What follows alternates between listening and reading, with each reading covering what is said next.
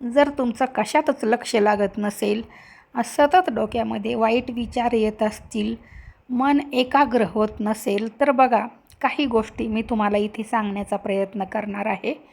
तर त्या गोष्टी जर तुम्ही लक्षात घेतल्या ना, तर नक्कीच सकारात्मक बदल होईल. पण तुम्ही नवीन असाल तर कृपया माझ्या चॅनेलला सबस्क्राईब करा. अनेक वेळा काय होतं बघा, की आपलं आयुष्य जगत असताना आपल्या आयुष्यामध्ये अशी काही नाती असतात, की ज्याचा आपल्याला खूप मनस्ताप होत असतो. आपल्या मनात अनेक वेळा असा प्रश्न येतो, की मी तर कुणाचं काहीच वाईट केलं नाही. मग माझ्या बाबतीत असं का? की माझ्या आयुष्यामध्ये अशा गोष्टी का घडतात? स्वतःला इतकं मजबूत बनवा, इतकं स्ट्रॉंग बनवा, की समोरच्या व्यक्तीला तुमच्या वागण्याचं अनेक वेळा नवल वाटेल, की त्याला असं वाटेल, की कसं काय ही व्यक्ती इतकी कणखर कशी आहे. कारण कसं आहे बघा, की दुःख हे प्रत्येकाच्या आयुष्यामध्ये असतंच. पण अनेक वेळा आपण त्याच दुःखाला जर गोंजारत बसलो, तर तेच थोडंसं दुःख ते सुद्धा खूप मोठी जागा घेतं. आणि अनेक वेळा आपल्या आयुष्यामध्ये सुखाच्याही आनंदाच्याही गोष्टी घडलेल्या असतात, पण आपल्या ते लक्षात येत नाही. म्हणजे अनेक वेळा आपण दुःख, चुकीच्या गोष्टी, नकारात्मक विचार ह्याच गोष्टीमध्ये इतकं अडकून पडतो की आपल्याला काहीच कळत नाही. त्यामुळं कसं आहे, की साहजिकच मराठीमध्ये एक सुंदर म्हण आहे बघा. त्या म्हणीचं आत्ता इथं मला आठवण झाली. ती म्हण अशी आहे, की मन चिंती ते वैरी न चिंती. अगदी 100% खरं आहे. 100 काय 101% खरं आहे. कारण कसं आहे, की आपल्या मनात इतके वाईट विचार आपण स्वतःबद्दलच अनेक वेळा करत असतो, की कदाचित पुढच्या माणसाच्या मनातही हा विचार किंवा अशा प्रकारचे विचार येत नसतील. आपणच विनाकारण हे असं होईल, ते तसं होईल, खूप मनस्ताप करून घेत असतो. मग त्यात आपलाही नाईलाज असतो. अनेक वेळा काय असतं, की परिस्थितीपुढं माणसं हतबल असतात. परिस्थिती इतकी विचित्र असते, की आपल्याला काय करावं हे कळत नाही. मग साहजिकच आहे आपलं मन सैरभैर होतं. काहीही सुचत नाही. त्यामुळं अगदी लहान-सहान गोष्टीमध्ये चिडचिड होते. कशातही लक्ष लागत नाही आणि सतत चिडचिड केल्यामुळं मग आपल्याला त्याचं दुसऱ्याला काहीही त्याचं त्रास होत नाही. उलट आपल्याला स्वतःलाच मानसिक त्रास कितीतरी जास्त प्रमाणात होतो. तर मग आता हे टाळण्याचा किंवा यातून बाहेर पडण्याचा अतिशय आणि सुंदर आणि खूप सोपा मार्ग मी तुम्हाला सांगणार आहे. जर बघा जर तुम्ही त्या मार्गाचा अवलंब केला, त्या मार्गावरती चालण्याचा प्रयत्न केला, तर अगदी 99% फरक नक्कीच पडेल. कारण काय आहे, की अनेक वेळा गोष्टी या अतिशय साध्या असतात, पण आपण विनाकारणच त्या मोठ्या समजत असतो. बघा, जर तुमच्या आयुष्यामध्ये दुःख असेल, अडचणी असतील, त्रास असेल, मनस्ताप असेल, तर तुम्ही काय करा, की सतत त्याच गोष्टींचा विचार करण्यापेक्षा म्हणजे कसं आहे, की त्यातून बाहेर पडण्यासाठी आपण प्रयत्न केलेले असतात.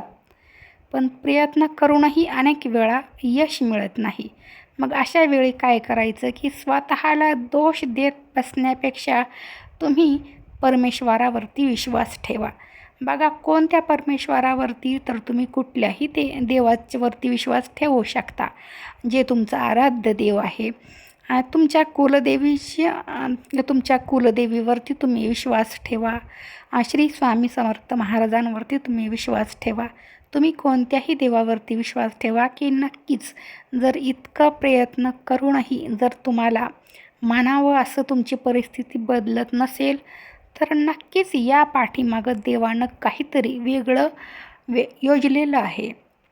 काहीतरी वेगळी योजना त्यानं आखलेली आहे. त्यामुळं कसं आहे, की अनेक वेळा तुम्ही त्याच गोष्टीत त्रास करून घेतल्यामुळं पुढं ज्या चांगल्या गोष्टी घडणार आहेत ना, त्या तुम्हाला दिसेनाशा होतात. त्यामुळं कसं आहे, की तुम्ही विनाकारण त्रास करून घेण्यापेक्षा देवावरती विश्वास ठेवा आणि त्यातून बाहेर पडण्याचा एक मार्ग म्हणजे खूप सुंदर मार्ग आहे.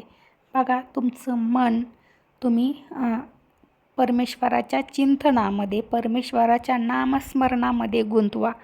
त्याचा इतका फायदा होईल ना, की सुरुवातीला अनेक वेळा एखाद्याच्या मनात येतं की आधीच मनस्ताप होतो आहे, मग अशा वेळी कसं मन लागेल, आपलं नामस्मरण करायला मन लागत नाही. 100% बरोबर आहे. ज्यावेळी आपल्याला खूप मनस्ताप होत असतो त्यावेळी आपण कुठलंही पारायण करू शकत नाही. नामस्मरण करण्यासाठी सुद्धा आपलं मन एकाग्र होत नाही. मग अशा वेळी काय करायचं बघा, की अगदी जेवढं जमेल तेवढं अगदी तुम्ही देवासमोर बसा किंवा कुठेही बसा, पण जितकं जमेल तेवढं नामस्मरण करा. बघा, जितकं तुम्हाला जमेल तितकं करत बसा.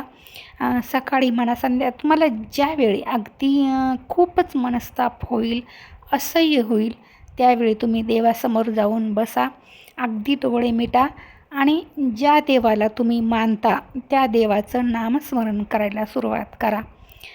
मग तुम्ही अगदी तुमच्या कुलदेवीचं जर नामस्मरण करणार असाल तर जी तुमची कुलदेवी आहे तिचं नाव घ्या आणि सतत सतत नाम घेत राहा.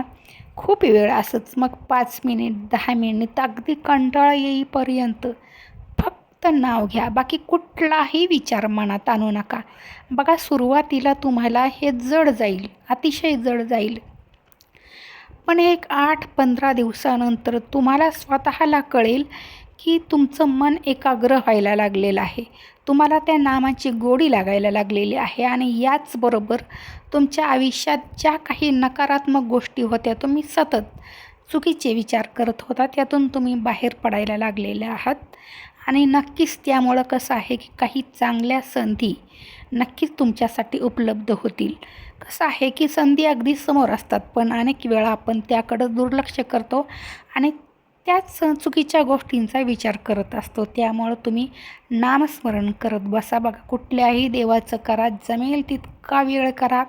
सकाळी करा, दुपारी करा, संध्याकाळी करा. चुकीचे विचार करून सतत त्रास करून घेण्यापेक्षा तुम्ही देवाच्या सेवेमध्ये मन रमवा आणि काही काळ जाऊ द्या. बघा, काही गोष्टींची उत्तरं काळामध्ये दडलेली असतात. नक्कीच सगळं परमेश्वर ठीक करेल. श्री स्वामी समर्थ. अवधूत चिंतन. श्री गुरुदेव दत्त.